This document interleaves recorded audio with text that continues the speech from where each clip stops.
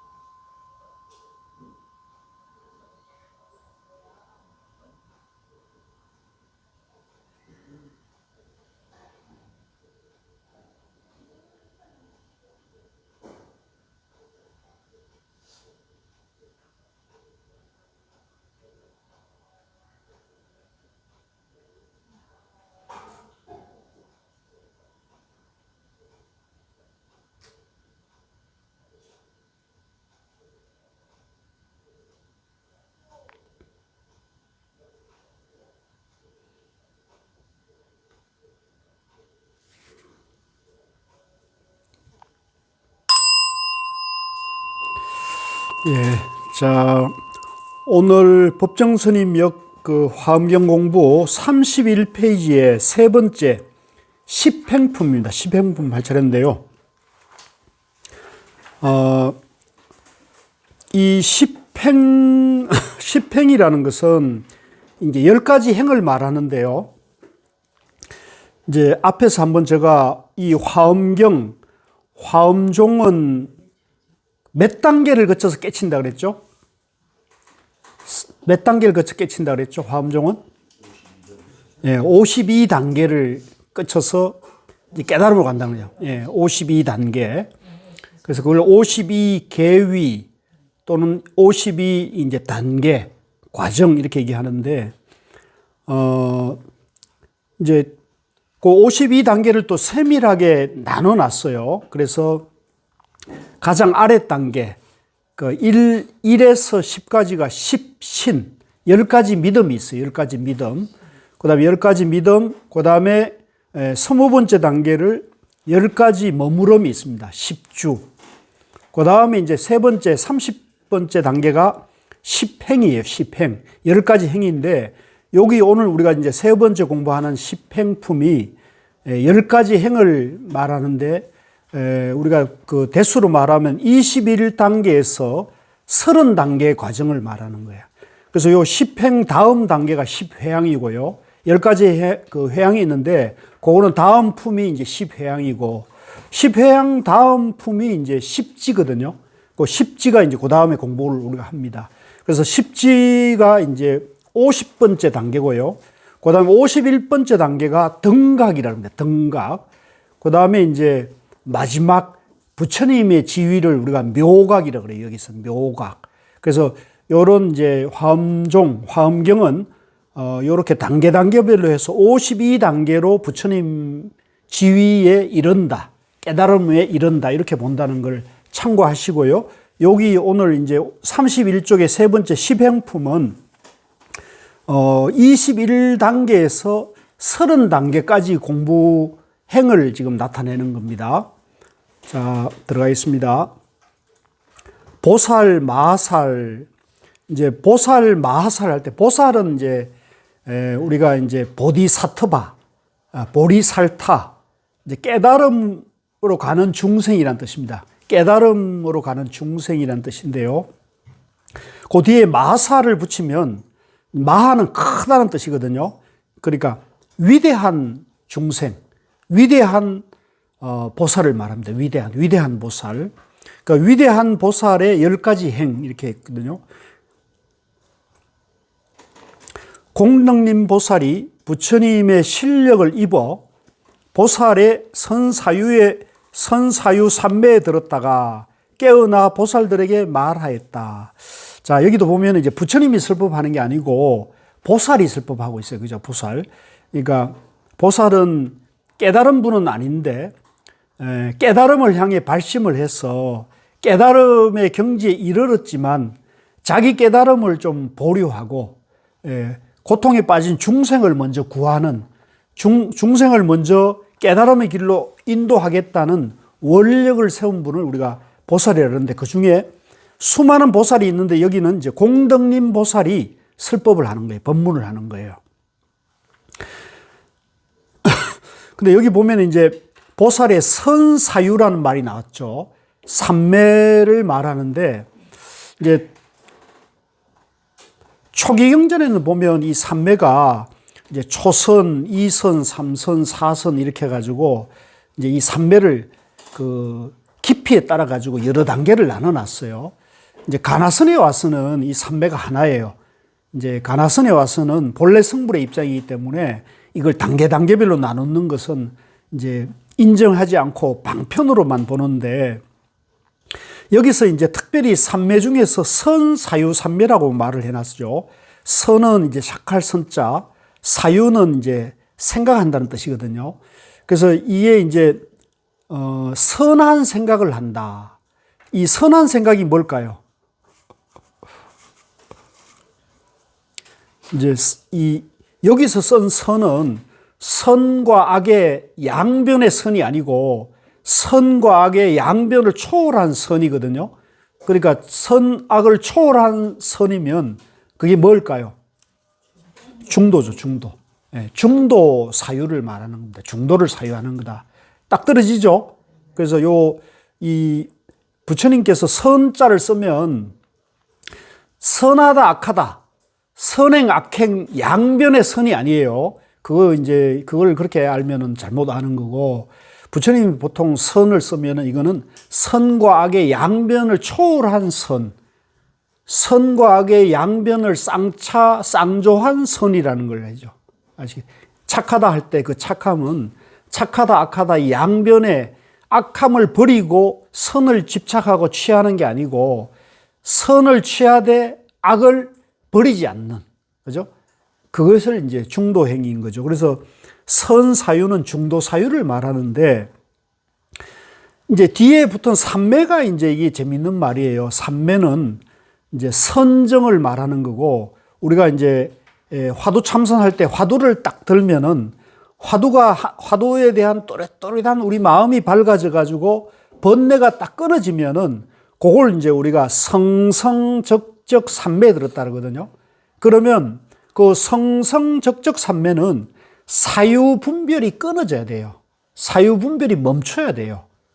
그걸 이제 지관이라도 설명을 하는데요. 멈출 지자, 분별심이 멈추고, 분별심이 멈춘 그 자리에서 본다는 뜻이거든요. 지관이. 그래서 그걸 남방에서는 이제 사마타 위파사나라고 그러고, 이 사마타 위파사나를 통칭해서 하나로 할 때는 이제 우리가 선정이라 그래요. 선정. 또 선정의 다른 말을 삼매라 그래요. 삼매. 사마띠라는 건데, 우리가 이제 쉽게 우리가 말하면 일념이 되는 한 생각이 딱 지속되는 걸 말하는 거죠. 지금 여기서도 이제 우리가 공부를 하지만은 집 생각, 식구 생각, 직장 생각, 김호중이 생각, 임영웅이 생각, 이렇게 이제 오락가락 할 수가 있잖아요. 그죠? 생각이 이렇게 계속 이러면 이게 삼매가 안 되는 거고, 딱 공부에 집중되어 있으면 이게 이제 삼매가 되는 거죠. 그래서 우리가 뭐 보통 요즘 젊은이들이 게임을 많이 한다. 또 좋은 노래를 들었을 때 그 노래가 심취가 돼가지고 그 노래가 푹 빠져가지고 다른 잡념이 일어나지 않는 거, 이것도 삼매죠. 뭐 게임 삼매, 뭐 또 어떤 소리에 대한 삼매, 이런 거 다 될 수 있는데, 중요한 거는 이 삼매는 이제 사유가 끊어져야 돼요. 사유가 멈춰져야 되는 거거든요. 근데 앞에 지금 선사유 삼매라 했으니까 이게 이제 조금 모호한 얘기가 된 거예요. 그래서 이제 이런 내용을 잘 이해해야 되는데, 우리가 국립중앙박물관에 가면은 작년부터인가요? 그 관장님이 아주 뛰어난 아이디어로 사유의 방이라는 걸 만들어낸 거 아시죠? 가보셨어요? 꼭 한번 가보셔야 되는데, 나도 아직 못 가봤어요. 나도 아직 못 가봤는데, 그 사유의 방이 이제 우리나라 국보 중에 그 미륵 방가 사유상하고 배대되는 사유상을 이제 두 분을 모셔다가 별도로 이제 특별 공간을 만들어서 그 이제 국립중앙박물관이 옛날엔 절에 있는 건데 지금은 어떻게 하다 보니까 중앙박물관에 가 있는데, 그걸 이제 두 분을 모셔다 놓고 특별한 이제 공간을 만드는데 그 방 이름이 사유의 방이라 그래요. 그러면 여러분들 한번 생각해 보세요.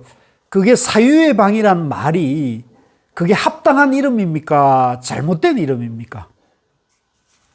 지금 제가 말씀드린 걸 기초로 해가지고 여러분들 한번 생각해 보세요. 모르겠어요? 제가 자꾸 이런 질문을 던지니까 앞에 안 앉으시려는구나. 근데 이거는 굉장히 중요한 거고, 이거는 불교의 아주 기본적인 얘기거든요. 기본적인 개념인데, 부처님은 부처님은 모든 번뇌가 소멸된 분이라 하잖아요. 모든 번뇌 망상이 끊어진 분을 우리가 부처님이라고 그러고, 그걸 우리가 열반이라고 그러잖아요. 그런데 번뇌가 끊어졌다는 것은, 번뇌가 다 했다는 것은 분별심이 끊어졌다는 얘기란 말이에요. 분별심이 끊어지면 사유를 하겠어요, 안 하겠어요? 사유는 사유의 대상이 아닌 거죠. 그죠? 사유는 양변이란 말이에요. 이걸까 저걸까, 옳을까 그럴까, 선일까 악일까, 맞을까 틀릴까, 이렇게 분별심이 일어나는 게 사유고요. 요걸 멈춘 분이란 말이에요. 그래서 항상 삼매, 선정삼매로 사시는 분이 부처님이거든요. 깨달으면 선정삼매로 사는 분인데, 지금 거기에 보면은 사유의 방이라 이름을 붙여놨어요. 그러면 이거는 불교를 제대로 아는 분이 한 겁니까? 모르는 분이 하는 겁니까? 그러니까 제가 봤을 때는 이건 이제 제 기준입니다. 제가 옳다기보다는 저는 제가 보는 해석에서는 그 국립중앙박물관의 그 방 이름을 사유의 방이라 하고선 그분들이 잘 몰라서 그러는 거예요. 그렇죠. 거기는 이제 삼매의 방이라 해야겠죠. 그죠? 아니면은 여기 나온 것처럼 선사유의 방 돼야겠죠. 이해하시겠죠? 그래서 그런 걸 우리가 딱 공부한 걸 가지고 딱 가서 친구분들이나 모르는 분들이 한마디 딱 해주고 이러면 가오가 좀 나잖아요. 이 공부를 그렇게 써먹어야 돼요. 예? 예? 공부한 그 실력을 자꾸 얘기할 줄 알아야 돼요. 그래야 그 모르는 사람들인데 그걸 알려주는 거 아닙니까? 그걸 불교를 알려주는 거고 부처님의 지혜를 알려주는 거잖아요. 이해되시죠? 한번 해보시고요. 예. 저도 이제 조만간 한번 가가지고 제가 이제 그 국립중앙박물관에 잘 아는 분이 그 운영 지원 본부장으로 왔대요. 그래서 이제 그분인데 내가 가서 얘기를 해주려고요. 이거 제목 잘못 쳤다. 자, 그래서 여기서는 이제 선사유는 아까 말한 대로 선과 악의 양변을 초월한 선이기 때문에 중도 사유란 말이죠. 그러니까 바른 사유가 되는 거죠. 바른 사유. 양변의 사유가 아니에요. 바른 사유. 그래서 그걸 이제 여러분들이 이 뜻을 깊이 이해하면은 이 불교의 근본 뜻을 알 수가 있겠습니다. 황국님, 저 바깥에 신발 혹시 젖는지 한번 봐주세요. 네. 자.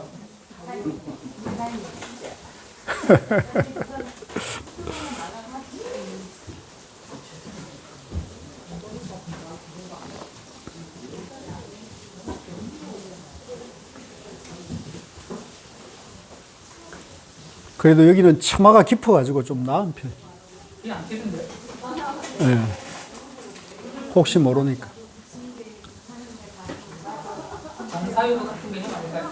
정사유, 선사유, 이제, 그니까, 그 뜻을 이제 바로 이제 알아야 되겠죠. 네. 그렇죠. 이제, 미륵 방가 사유상 할 때도 그게 원래 이름이 그러진 않았을 거고, 이제 후대에 이제 누가 고고학자가 그걸 발굴했을 거 아닙니까? 찾았을 때 그걸 이제 이름을 지었을 거 아니에요. 그러니까 학자가 지었기 때문에 그런 것이 나오지. 반가라는 게 반가부대라는 뜻인가요? 반가, 그치. 이렇게, 반은 앉아 있는 거죠. 반은 앉아갖고 이렇게 다리를 반쪽만 걸쳐가 있잖아요.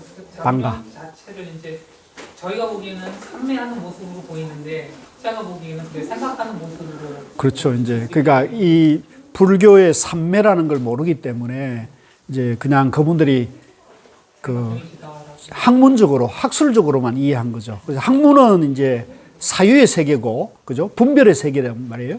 근데 불교는 사유와 분별도 쓰지만은 사유와 분별로는 불교는 깨달을 수가 없는 거죠. 그 사유와 분별을 멈춰야 되는 거예요. 교수님, 근데 그 단가사유사는 미륵 부처님이시잖아요. 예.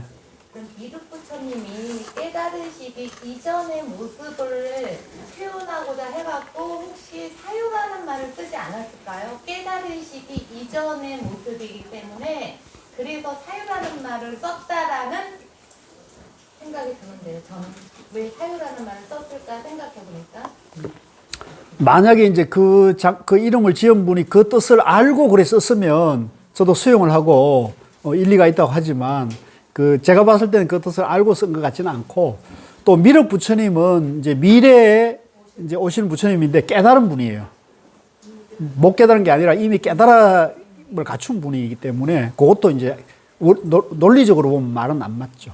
예, 그래서 이제 그걸 잘잘못을 지적하자는 의미가 아니고 이 선사유 삼매라는 것이 이제 중요한 의미를 갖고 있다는 것을 여러분들이 정확하게 아시라는 뜻에서 말씀드린 겁니다. 선사유 삼매에 들었다가 깨어나 보살들에게 말하였다. 그리고 이제 팔정도에도 보면은 정견, 정어, 정사유가 나오잖아요.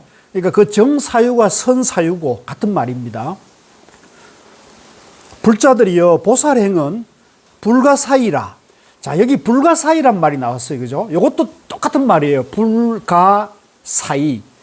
생각으로는 헤아릴 수 없다. 생각으로는 알 수가 없다는 거예요. 자, 여러분들 제가 여기 지금 차를 하나 준비해 왔는데 이 차 맛을 제가 한 모금 마시고 하루 종일 여러분들에게 제가 차 맛을 설명해 준들 여러분들이 그걸 듣고 알 수 있겠어요? 절대 불가능한 거예요. 영원히 불가능한 거예요. 이거는 생각으로 알 수 있는 게 아니라는 거죠. 그래서 이거는 오직 행했을 때, 체험했을 때, 직접 맛을 봤을 때 아는 것이다. 마찬가지로 여기도 보살행은 불가사의다. 이거는 직접 행하지 않으면 알 수 없는 것이다. 이런 뜻입니다. 법계와 허공계와 같다. 자, 이 말이 이제 굉장히 깊은 뜻이에요. 이제 보살의 행은 보살이 이 중생을 이롭게 하고 중생에게 깨달음을 전하고 중생에게 지혜롭게 하고 중생의 복전이 되는 행은 이 진리의 세계와 허공의 세계에 항상 보편되어 있다는 말이에요. 그러니까 이건 참 어려운 말이죠. 그런데 이게 이제 이 화엄경에서 말하는 이제 법계 연기, 진열 연기. 이제 우리가 성철스님 백일본문에서는 그걸 중도 연기라고 합니다. 한번 같이 봅니다. 중도 연기. 부처님이 이제 중도를 깨달았고, 중도를 깨달아 보니까 이 우주 만물이 전부 연기 세계 아닌 게 없단 말이에요. 그래서 중생도 연기로 되어 있고, 부처도 연기로 되어 있고, 보살도 연기로 되어 있고, 교회도 연기로 되어 있고, 성당도 연기로 되어 있단 말이에요. 이해하시겠어요? 그래서 이 우주 만물이 연기 아님이 없다. 이걸 이제 법계라 그러고, 허공계라 그러고, 깨달음 세계란 말이에요. 근데 우리가 이런 연기 아님이 없는데 여러분들 지금 연기로 보고 계세요? 안 보고 계세요? 연기로 보지 못하고 저분은 중요 교수, 저분은 보살, 저분은 부처님, 저분은 교회 다니는 사람 이렇게 나눠보죠. 저분은 죄 지은 사람, 저 사람은 죄 없는 사람 이런 식으로 자꾸 이제 양변에서 분별로 자꾸 대하기 때문에 이제 본래는 부처인데 본래는 부처의 성품을 갖춘 존재인데 분별심에 가로막혀서 이 진리의 세계를 못 보고 있다는 거죠. 자, 그러면 어떻게 해야 되느냐? 내가 이제 본래 진리를 다 갖추고 있고 부처님 성품을 갖추고 있기 때문에 내 안에 지혜와 모든 능력을 내가 다 갖춘 존재이기 때문에 그걸 이해해서 믿어야 돼요. 누굴 믿어야 돼요? 자기 자신을 믿고 내가 부처님 법이 내 안에 있다는 걸 부처님 법을 믿고 내 자신을 믿으면 누가 와가지고 막 엉뚱한 얘기하고 이렇게 하더라도 흔들리지 않죠. 덜 흔들리죠. 그죠? 그러면 이제 내가 내 자신에 대한 믿음을 가지고 또 진리에 대한 믿음을 가지면 이제 타협하지 않고 흔들리지 않고 깨달음으로 갈 수가 있다는 거죠. 그래서 그렇게 공부하면은 아주 쉬운 공부가 되는 거예요. 자, 그래서 여기서 보살행은 불가사의라 법계와 허공계와 같다. 보살행이라 연기행이나 다 하나이기 때문에 다른 거 아니라는 거죠. 왜냐하면 위대한 보살은 과거, 현재, 미래 등 3세의 부처님들을 배워 수행하기 때문이다. 이제 뭐 과거나 현재나 미래나 모든 부처님들이 이 길을 닦는 것이기 때문에 다른 것이 아니다는 하나라는 거죠. 무엇이 위대한 보살의 행위인가? 10가지가 있으니, 자, 여기서 이제 위대한 보살들은 10가지 행을 한다는 10행이 나왔어요. 이것은 3세 모든 부처님이 말씀하신 것이다. 자, 고객님 같이 읽읍시다. 시작. 첫째는 즐거운 행위요. 둘째는 이롭게 하는 행위요. 셋째는 어기지 않는 행위요. 넷째는 굽히지 않는 행위요. 다섯째는 어리석음과 어지러움이 없는 행위요. 여섯째는 잘 나타내는 행위요. 일곱째는 집착이 없는 행위요. 여덟째는 얻기 어려운 행위요. 아홉째는 법을 잘 말하는 행위요. 열째는 진실한 행위다. 이 10가지 행을 이제 행한다는 거예요. 여기 이제 이걸 제가 준비하면서 보니까 법정 스님께서 이 어려운 한자를 쉬운 우리말로 이렇게 바꿔놨어요. 그죠? 그러니까 이게 훨씬 더 와닿는 거예요. 근데 이제 한자에 익숙한 사람은 이게 또 어색할 수는 있어요. 그래서 이제 한자로 공부를 많이 한 스님들은 이게 아마 어색할 수 있는데 저는 이게 훨씬 더 쉽고 아마 여기 젊은 분들도 이 말이 훨씬 쉬울 거예요. 어쨌든 이걸 보면 이제 그 법정 스님이 이거를 우리말로 우리 글로 이걸 다듬기 위해서 무진장 애를 많이 쓰신 분이라는 걸 우리가 알 수 있고 이거는 순수하게 법정 스님의 큰 그 원력인 것 같습니다. 자, 첫 번째. 자, 요 첫 번째가 이제 깨달음의 52단계 중에 31번째 단계예요. 31번째. 31번째는 어떤 행을 하는 사람이냐면 즐거운 행을 환희심으로 한다는 거예요. 환희심으로. 모든 행을 환희심, 즐거운 마음으로 해요. 여러분들 여기 오늘 비 오는 날 환경 공부하러 오는데 환희심으로 왔어요? 억지로 왔어요? 내가 그 마음속에 가보지 않아서 알 수는 없고 저는 어쨌든 좀 즐거운 마음으로 온 편인데 이제 이렇듯이 우리가 이제 공부를 하거나 뭘 하더라도 항상 내가 하고 싶어 하지 않아도 이제 즐거운 마음으로 하는 것을 우리가 이제 10행 중에 첫 번째라는 거죠. 무엇이 위대한 보살의 즐거운 행인가? 불자들이요, 이 보살이 큰 시주가 되어, 자, 우리가 이제 보통 절을 걸으면 시주란 말을 많이 하잖아요. 너 시주 많이 했냐? 뭐 이런 얘기를 하는데 그 시주라는 것은 보시의 주인을 말해요. 보시의 주인공. 그래서 이 보살은 보시행을 하는 거다. 예, 아낌없이 베푸는 행을 하는 주인이 되어 가진 것을 모두 보시할 때 그 마음이 평등하여 뉘우치거나 아낌이 없으며 과보를 바라지도 않는다. 그러니까 이 보살은 자기가 가진 것을 남에게 나누고 남에게 베풀 때 집착하거나 분별을 가지거나 아까워하지 않고 모든 것을 아낌없이 베푼다는 거죠. 이름을 내세우거나 어떤 이익을 탐하지도 않고 다만 일체 중생을 구제하기 위해서이며 그 밑줄 거세요. 그럼 왜 아낌없이 베풀고 나누고 차별이 없고 인색함이 없느냐? 그 중생을 이롭게 하게 하는 거예요. 중생을 이익되게 하게. 이 앞에 자리에 있습니다. 그래서 중생을 구제하기 위하며 거두어주기 위함이며 중생들을 이롭게 하기 위하다. 중생은 이제 고통에 빠져 있잖아요. 부처님들이 닦으신 행을 배우고 부처님들이 닦으신 행을 생각하고 부처님들이 닦으신 행을 좋아하고 부처님들이 닦으신 행을 청정케 하고 부처님들이 닦으신 행을 정장시키고 부처님들이 닦으신 행에 머물고 부처님들이 닦으신 행을 드러내고 부처님들이 닦으신 행을 말하며 중생들로 하여금 괴로움을 벗어나 즐거움을 얻도록 하기 위해서이다. 그 마지막에 밑줄 거세요. 중생들로 하여금 괴로움을 벗어나 즐거움을 얻도록 하기 위한 것이다. 이게 핵심이에요. 자, 우리가 왜 이런 아낌없는 보시행을 하느냐? 중생들에게 괴로움을 들어가지고 중생들을 즐거움을 주기 위한 것이다. 중생을 구하기 위한 것이다. 그러니까 어떤 면에서 보면은 오늘 이제 임영웅 그 가수가 그 상암 월드컵 경기장에서 이제 큰 콘서트를 한다 그러더라고요. 뭐 제가 보니까 제 기준에서는 그 회비가 비싸지는 않더라고요. 근데 거기는 좀 싸다고 그러대요. 예, 15만 원인가 그러는데 가장 좋은 자리가 15만 원. 그 우리 처형이 이제 가장 좋은 자리를 2장을 얻어가지고 저희 집 사람이 이제 발을 좀 깁스를 뗐거든요.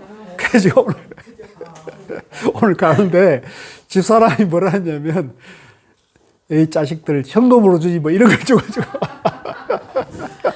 그러니까 집 사람은 별 관심도 없고 이제 처형이 하도 가자고 그러니까 또 어렵게 구했다 그러니까 이거 그게 뭐 아마 암표로 나가면 또 은근히 비싸다 그러대요. 그래서 이제 그러니까 이제 따라가는데 웃으면서 그렇게 가더라고요. 그래서 이제 이것도 마찬가지입니다. 만약에 이 임영웅이란 가수가 그걸 돈 버는 것이 목적이 아니고 자기가 잘하는 그 자기 장점, 노래를 잘하는 걸 가지고 이 많은 고통받는, 그죠?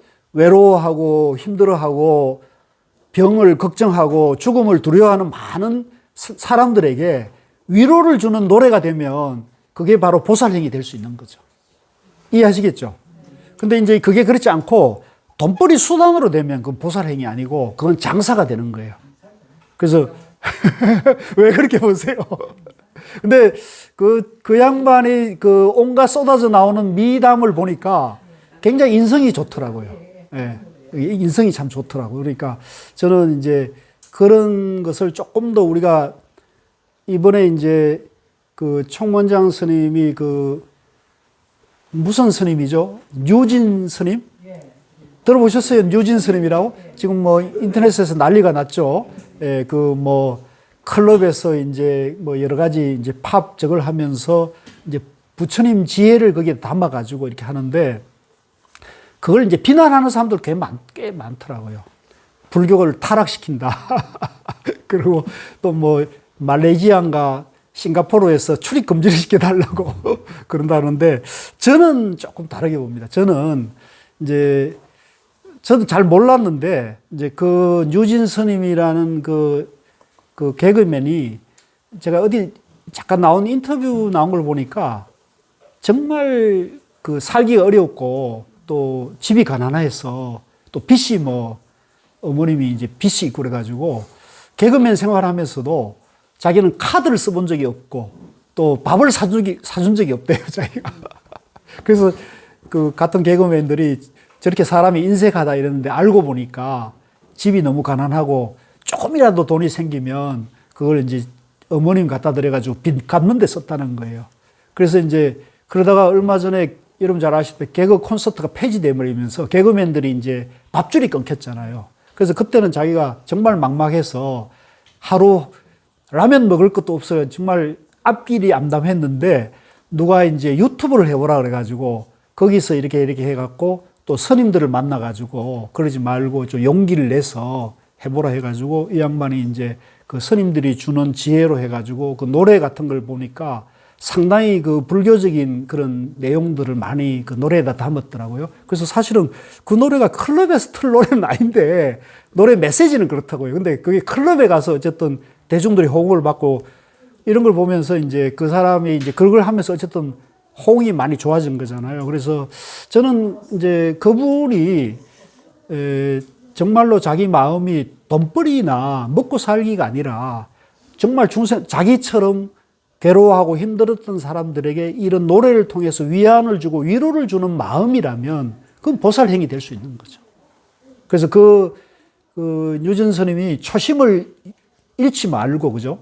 좀 돈 많이 벌고 이러면 또 초심을 잃어갖고 누구처럼 뭐 사치향락하고 이러지 말고 정말로 아끼고 건금절약하면서 대중들의 이익을 주는 행을 하면 우리 불교가 한 단계 업그레이드가 되는데 좋고 또 젊은이들이 그런 걸 보고 불교에 대해서 조금 더 이해하고 다가올 수 있고 친숙해지면 참 좋은 일 하는 거죠.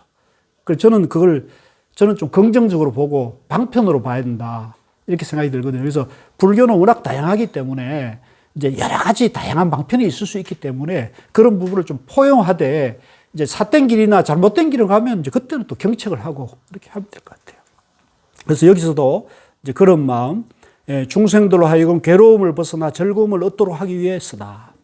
불자들이요, 위대한 보살이 이 행을 닦을 때 일체 중생으로 하여금 환희하고 즐겁게 하려고 한다. 그러니까 이 중생들을 중생들은 어쨌든 너무나 괴롭고 힘들기 때문에 잠깐이라도 즐겁고 잠깐이라도 기쁨을 줄 수 있는 걸 필요하잖아요. 그걸 해줄 수 있어야 되는 거죠. 그래서 환희하고 즐겁게 하려고 한다. 어느 지방에 가난한 곳이 있으면 원력으로서 호화롭고 부귀해서 제보가 다함 없는 그곳에 태어난다.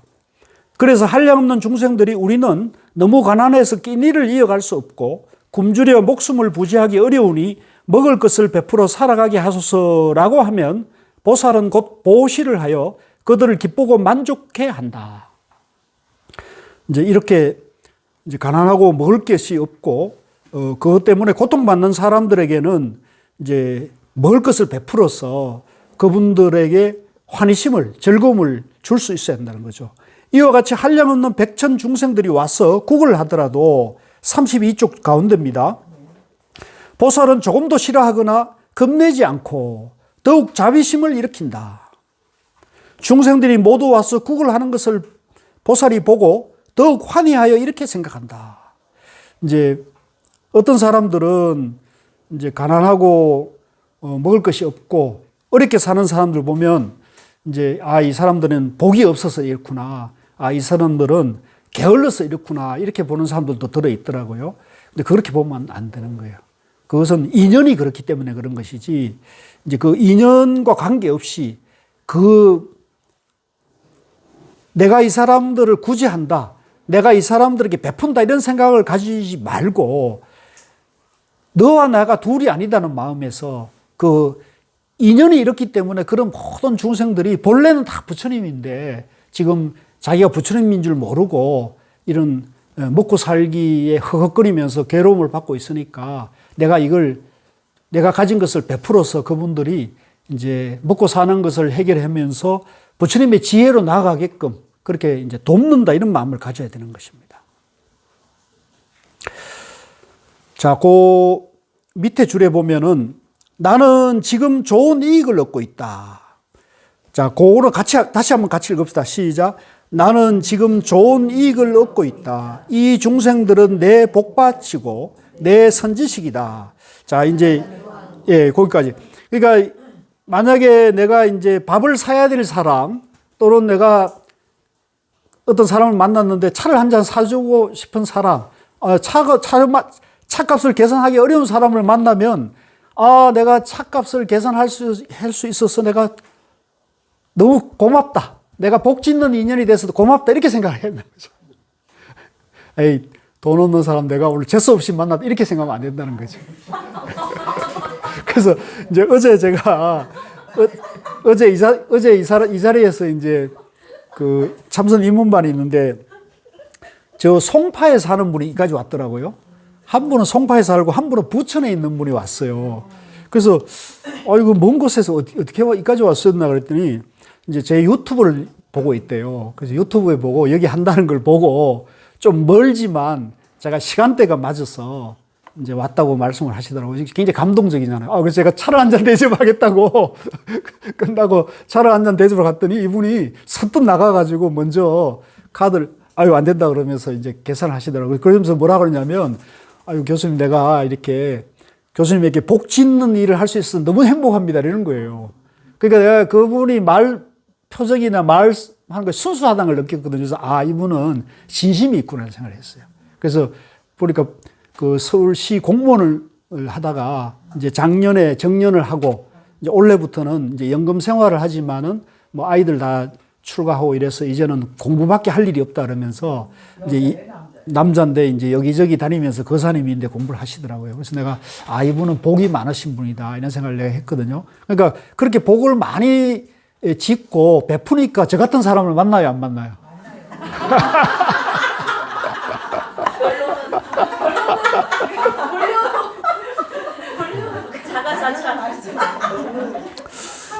이거 좀 쑥스럽네. 알아서 받아들이십시오. 그래서, 그러니까, 거꾸로 보면은, 제가 이제 어쨌든 이런 분을 그죠? 만나기 어려운 분을 만난 것 자체가 굉장히 고마운 거죠. 그래서 제가 어제는 얻어먹었는데, 언젠가는 그 보답을 해야겠다는 마음을 가지고 있습니다. 그래서, 사실 오늘 이렇게 얘기하는 것도 어찌 보면 보답을 하는 행위일 수 있는 거죠. 그죠? 그래서 이제 여러분 도반님도 마찬가지로 이제 생활하다가 이제 좀 어렵거나 저런 분들 만났을 때 가난하거나 그런 사람들 만났을 때 분수에 맞게 베푸셔야 돼요. 오히려 내가 복 짓는 것이 내가 고맙다. 그렇게 하면은 그게 또 그 사람에게도 위안이 되잖아요. 그죠? 위로가 되죠. 어제 제가 그 얘기를 딱 듣고 제가 내가 부담스러운 것이 싹 녹아지더라고요. 그래서 본인이 그런 헌연한 마음으로 하니까 내가 얻어먹는 게 뭔가 좀 찜찜한 게 있거든요. 근데 이제 그분이 그렇게 헌연한 말로서 그런 헌연한 말을 딱 한마디 하니까 그냥 그것이 내가 호응이 되더라고요. 감흥이 되더라고요. 그러니까 우리 도반님들도 그런 걸 할 때마다 말을 그렇게 하셔야 돼요. 밥을 사주거나 뭐 커피를 한 잔 사주더라도 야 내가 복 짓게 해줘서 고맙다 이렇게 한마디 하면은 그것이 공덕이 되고 자기 다짐이 되고 자기 마음의 보시가 되는 거죠. 그렇게 하시길 부탁드리고요.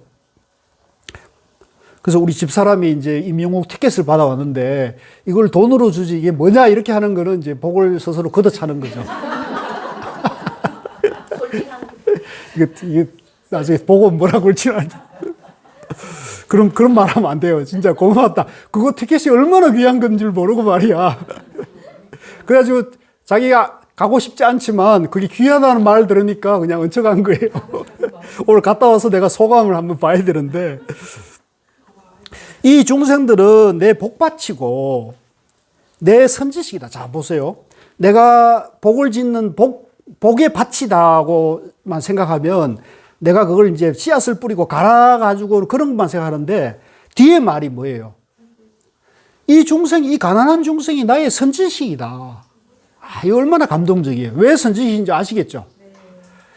이런 내가 보시행을 하게 하게끔 동기와 인연을 맺어주니까 당신이야말로 나의 선지식인 거죠. 그래서 우리가 분별하거나 차별하는 마음으로 하지 마시고, 내가 이렇게 선지식을 만났을 때, 내가 밥이라도 한 끼 더 공양 대접을 하고, 차 한 잔이라도 또 우리 도마님들처럼 여기 잔뜩 먹을 걸 가져와가지고 하나씩 이렇게 나누는 그 자체가 큰 이제 복인 거죠.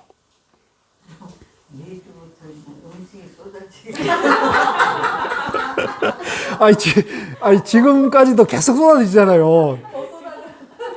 진짜 내가 이런 데가 없어 공부하러 왔는데 이렇게 먹는 것이 풍족하고 이래가지고 잔뜩 항상 가방에 잔뜩 채워가요. 오해전법.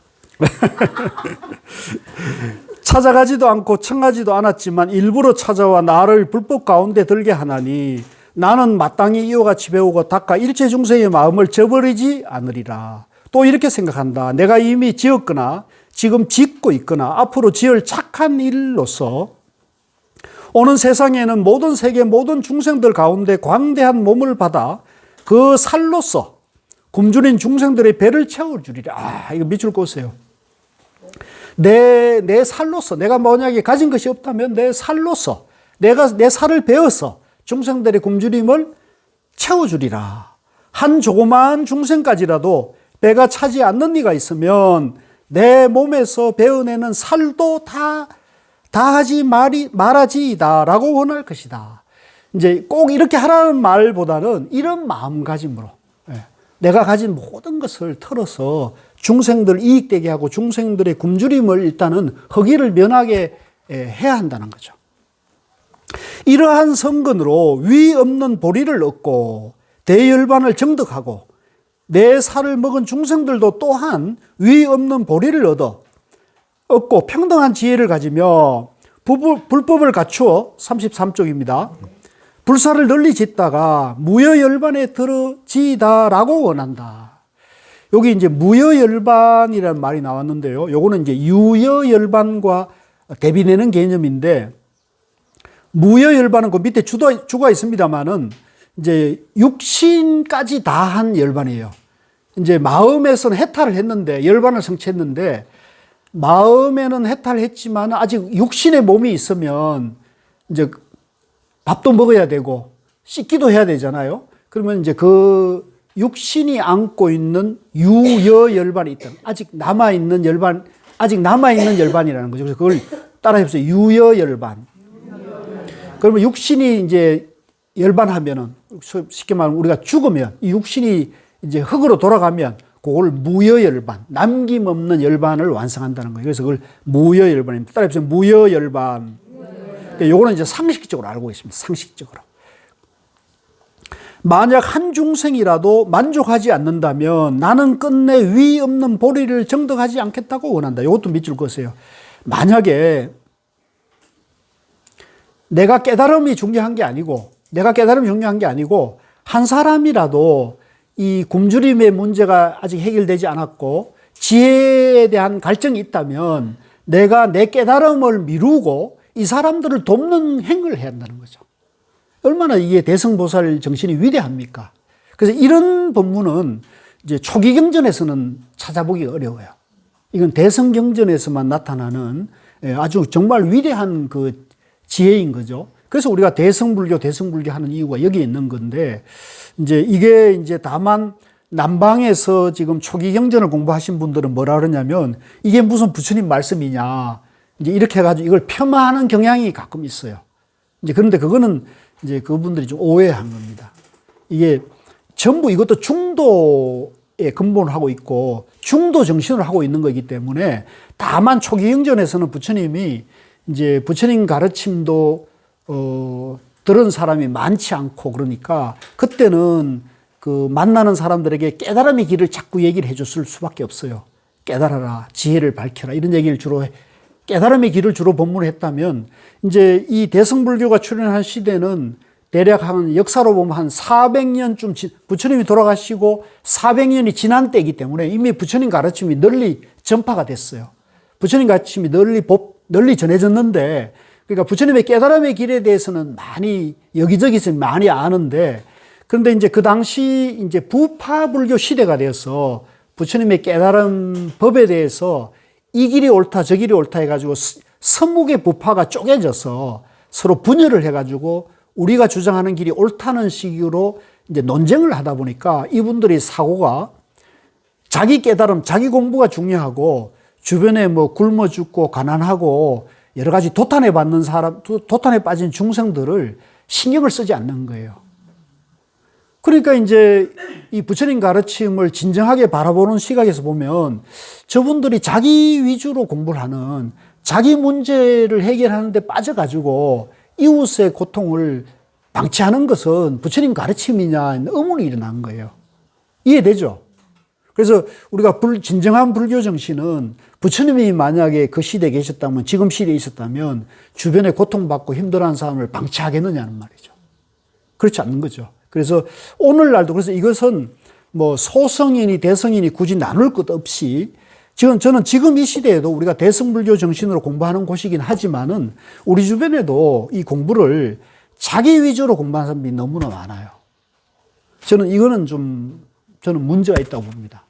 그래서 자기가 공부한 만큼 가족들이나 주변의 이웃에 또 이 불교를 그 원하는 사람들에겐 그거를 알려주고 또 그것을 이제 베푸는 그런 활동을 병행을 해가야지 자기 깨달음만 그것에 집중해가지고 다른 걸 보지 않는 것은 저는 잘못된 공부라 이렇게 봅니다. 잘못된 공부다. 그리고 이거는 우리가 좀 제가 구업을 짓더라도 이 부분은 이제 얘기를 해야 된다는 거죠. 그래서 밑에 위에서 네 번째 줄입니다. 보살은 이와 같이 중생을 이롭게 하지만 자, 그건 같이 읽읍시다. 나라는 생각, 중생이라는 생각, 있다는 생각, 목숨이라는 생각, 짓는 일한 생각, 받는 일한 생각이 전혀 없다. 그러니까 보세요. 나라는 생각이 바로 초기 경전하고 똑같은 부처님 말씀. 나라는 것이 없는데 나의 깨달음을 추구한다는 것 자체가 잘못된 공부 방향을 잡고 있는 거죠. 나라는 것을 통해서 보시를 베풀고 남을 도와주는 것 자체가 나를 비우고 나와 너가 둘이 아닌 행을 실천하는 거잖아요. 그러니까 우리가 이 보시하고 나누고 베푸는 것 자체가 바로 부처님 행을 실천하는 거라는 거죠. 부처님 행을 실천하는 것이다. 이것도 아주 귀중한 수행의 방법이라는 거죠. 다만 법계와 중생계의 끝이 없는 법과 공한 법. 자, 여기 보면은 이제 이 법이 공하단 말이에요. 법이 실체가 없다는 거죠.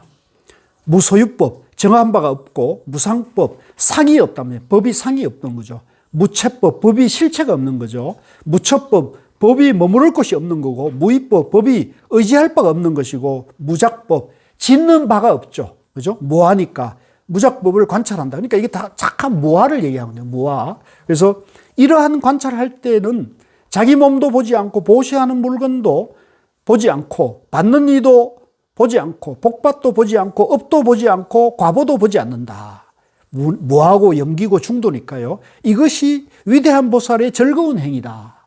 이것이 이제 위대한 보살이 환희행, 보시를 하든 지혜를 나누든 그다음에 고통에 빠진 사람들 위로해 주든 어떤 행을 하더라도 환희심으로 즐거움으로 양면을 여의고 이렇게 하게 되면 그것이 다 즐거운 행위다. 이런 말씀입니다. 좀 쉬었다 가시죠. 예.